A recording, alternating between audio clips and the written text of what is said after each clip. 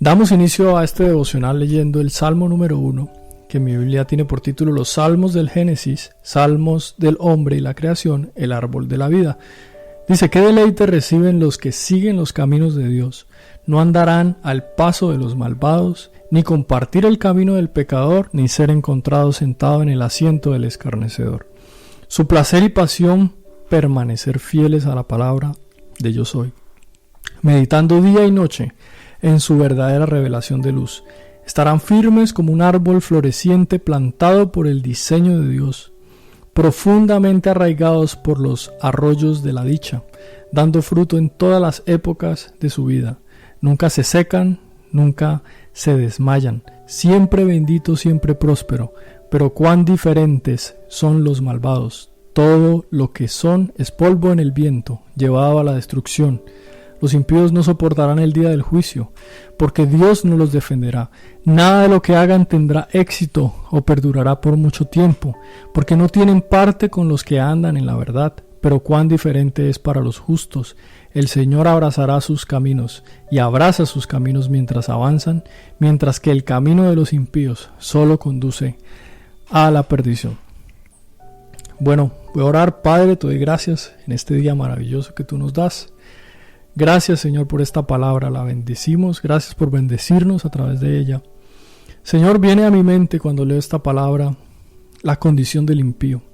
Y en esta hora yo quiero pedirte, Dios, que tengas misericordia de las almas, Señor, que no te conocen. De estas personas, Señor, que viven sin saber de ti, Dios. Y te pido que nos des a la iglesia de Cristo el levantarnos, Señor, por tu poder, el levantarnos por la fe, por el Espíritu Santo, Dios, que podamos morir y tomar nuestra cruz y seguirte, y que nazca de nosotros el justo de Dios, y que crezca y que sea formado aquel que es la esperanza de este mundo, el justo de Dios, a Cristo, Señor. Te pido, Dios, por la iglesia esto, que nos levantes, que sea formado en nosotros Jesús, lleno de amor y de verdad, que nosotros seamos llenos de misericordia y de gracia para ir al perdido, para ir al impío, el que tú consideras tu enemigo, ir por él y predicarle, Señor, la palabra, la buena noticia, y plantar, Dios, la semilla tuya del Espíritu Santo, de la palabra, Señor, para que en ellos nazca la esperanza que tú has dado a este mundo, Señor, a través de tu salvación, a través de Cristo Jesús, aquel que caminó entre nosotros y te agradó, aquel que alcanzó nuestra salvación, haciéndose hombre, Dios. Gracias te doy, Señor. Te pido que nos llenes de esto, Señor, de tu Espíritu Santo precioso, y que nazca en nosotros la convicción, Dios, y el deseo, Dios, y la certeza, Dios, la fe de ir y llevar este evangelio, Señor, a través de nosotros, Señor, llevarlo y predicar el evangelio a cada persona, Señor, a cada persona que es considerada tu enemigo, que está alejada de ti, Señor, que su vida es como el polvo, lo comparas en este salmo, que son llevados a la destrucción, Señor, y que no podrán sostenerse el día del juicio, Dios, porque no habrá quien los defienda. Pero tú, Señor, eres nuestro juez y también eres nuestro abogado, y eres, Señor, quien nos defiende en el juicio.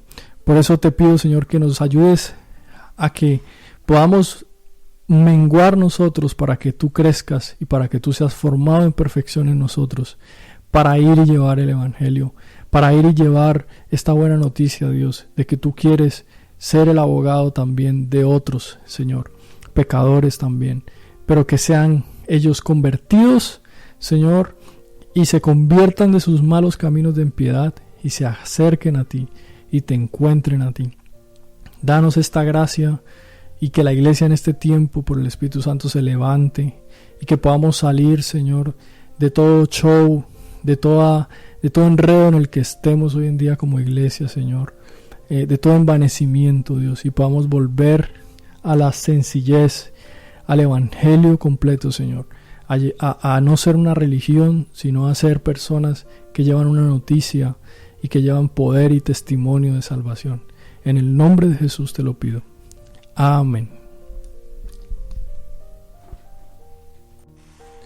Bueno, el día de hoy quiero conversar sobre lo que es la justicia de Dios.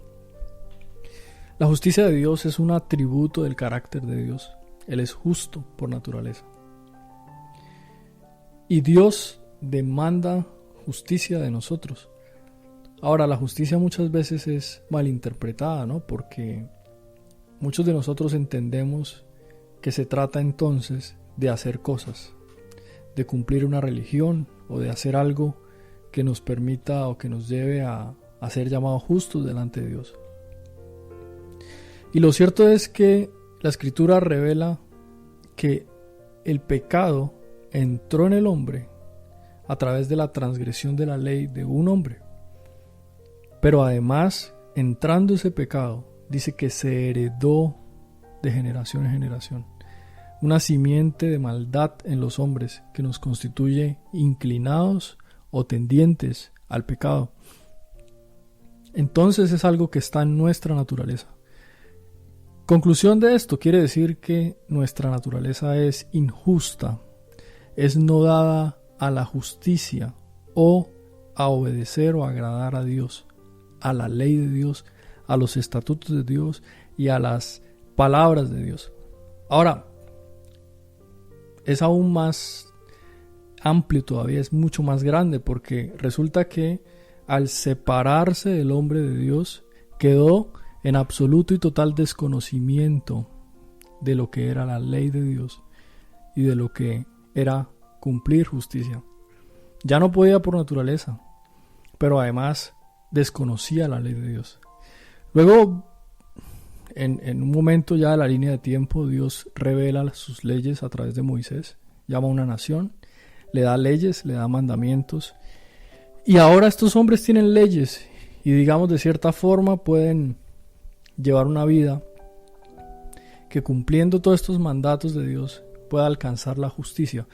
Pero revela el apóstol Pablo, dice que esto vino para encerrar todo bajo pecado, o sea, para denunciar la incapacidad del hombre de ser justo, de alcanzar la justicia, de cumplir la ley de Dios, porque no podía.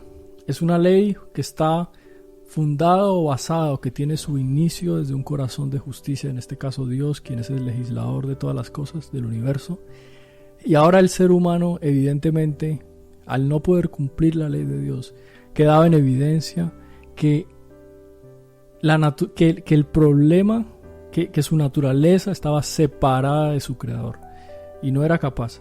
Dice que así fue por mucho tiempo, hasta que Dios se proveyó o nos permitió, un día Él planeó una figura que es conocida como la figura del sustituto, donde ahora alguien en condición de hombre, por eso el apóstol Pablo lo llama el postrer Adán, iba a venir a caminar en medio de nosotros y a cumplir con esta ley de Dios. Dice la Biblia que Cristo vino a cumplir la ley. Muchas personas dicen, no, Cristo fue un niño. He escuchado historias sorprendentes, en el sentido de que tomaba la arena y hacía pajaritos, o habían cosas sobrenaturales pasando con él de su niñez. Pero lo cierto es que la Escritura no da grandes detalles o más allá de los necesarios acerca de Jesucristo desde su niñez. Nos muestra que él fue un niño llevado a los 12 años, como era costumbre para los judíos, a ser ya ante la sinagoga con los sacerdotes, y bueno, nos muestra después el acontecimiento donde es bautizado por Juan el Bautista. Entonces la Escritura dice que Él vino a cumplir la ley. Él vino a cumplirla, no a los hombres, vino a cumplir la ley de Dios, para así podernos justificar. Bueno, con todo esto puesto en el escenario, es importante entender que ninguno de nosotros, nadie, ni el presidente más impresionante, ni el deportista más extraordinario, ni la persona más inteligente, ni el científico más audaz, ninguno de nosotros tiene en sí mismo justicia. Al contrario, lo que la Biblia nos muestra es que por genética heredamos la injusticia que vino a través del pecado. Entonces, es aquí donde surge algo muy importante que debemos entender como creyentes, y es que Dios ha provisto todo un una forma de acceder a la salvación y asimismo a la justicia.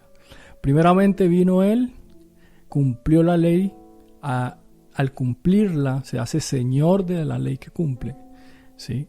Y entonces al hacer Señor de la ley, ser quebrantado, resucitar, Él ahora propicia su sangre para limpieza del pecado, cosa que ya había sido un modelo en la antigüedad puesto por Dios, que había sido la sombra en la ley de Dios en los tiempos de la Torá para el pueblo de Israel. Pero ahora resulta que Cristo es Señor de la ley y tiene el poder a través de su sangre de limpiar, de borrar y de quitar el pecado que había estado por generaciones en el corazón del hombre y en él, que por más que habían sacrificios que limpiaban lo externo, no limpiaban la fuente del problema, que era el corazón del hombre.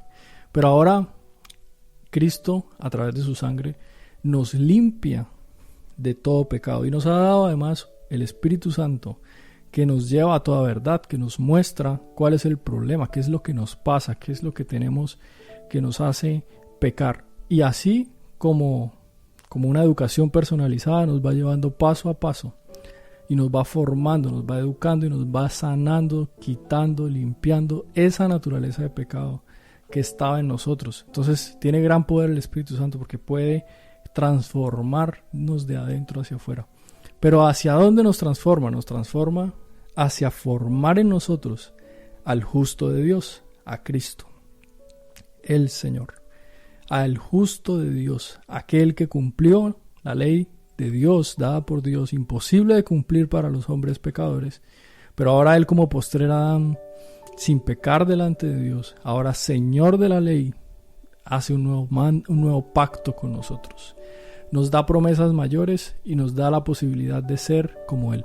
Y aquí es muy importante recalcar que para poder ser como Cristo necesitamos morir a nosotros mismos, porque no puede existir el hombre de pecado al mismo tiempo que Cristo, el justo de Dios. Uno de los dos tiene que menguar, ¿no? Como Juan el Bautista dice, yo menguo para que Él crezca, ¿sí? Mengua la ley, mengua el conocimiento de saber lo bueno, pero no ser capaz de hacerlo, para que crezca Cristo, el justo de Dios, la naturaleza justa de Dios, no el esfuerzo para cumplirlo, sino esa naturaleza que por naturaleza está destinado a cumplir y a hacer todo en la voluntad del Padre. Por eso dice el Padre que este es mi Hijo en quien yo me complazco y en quien me agrada y quien me tengo complacencia, dice la Escritura. Entonces, la cruz, morir y resucitar en Cristo por el poder del Espíritu de Dios y la resurrección y la vida que es Jesucristo mismo, nos da la posibilidad a través del consuelo del Espíritu Santo en ser nosotros formados, en ser nosotros tallados, en ser nosotros aún muertos a nosotros mismos para nacer a una nueva forma, a una nueva persona, que es la persona de Cristo. Y esta persona de Cristo, dice la Escritura, dice el apóstol Pablo, dice, caminando, dejando ya los rudimentos de la doctrina de Cristo, yendo a la madurez, a la estatura del varón perfecto, que es Cristo. Entonces tenemos todos un llamado a esa estatura, tenemos un llamado a tener esa condición, a ser Cristos, a ser Cristo, a que Cristo sea formado en nosotros, no nosotros, sino Él en nosotros. Y lo hablo porque de cierta manera hoy en día casi no sé, me da la impresión que no se menciona tanto el tema, o no se tiene tan consciente. Más que todo yo lo estoy mencionando por esto, porque ninguno de nosotros puede ser justo al menos que muramos en la cruz, propiciada o puesta allí por Dios mismo, para que nosotros tomemos nuestra cruz y le sigamos y muramos a nosotros mismos, y en vez de ya vivir nosotros con una naturaleza tendiente, inclinada al pecado, nazca en nosotros la justicia y la luz y la verdad y todo lo que proviene del Padre. Y junto con eso dice el apóstol Pablo que se nos han dado a andar o a vivir o a caminar en obras que han sido diseñadas y preparadas desde antes de la fundación del mundo. Han sido dispuestas, han sido diseñadas, han sido preparadas para que nosotros, una vez justos de Dios, caminemos por ellas y podamos llevar salvación y vida a todas las personas que lo necesitan. Bendiciones a todos. Esta es la palabra y este es el pensamiento que quería compartir en este devocional. Espero que el Señor los bendiga y que haya sido de gran utilidad y de gran aprovechamiento, y que todos ustedes puedan participar de la muerte en la cruz y la resurrección en Cristo Jesús. Bendiciones.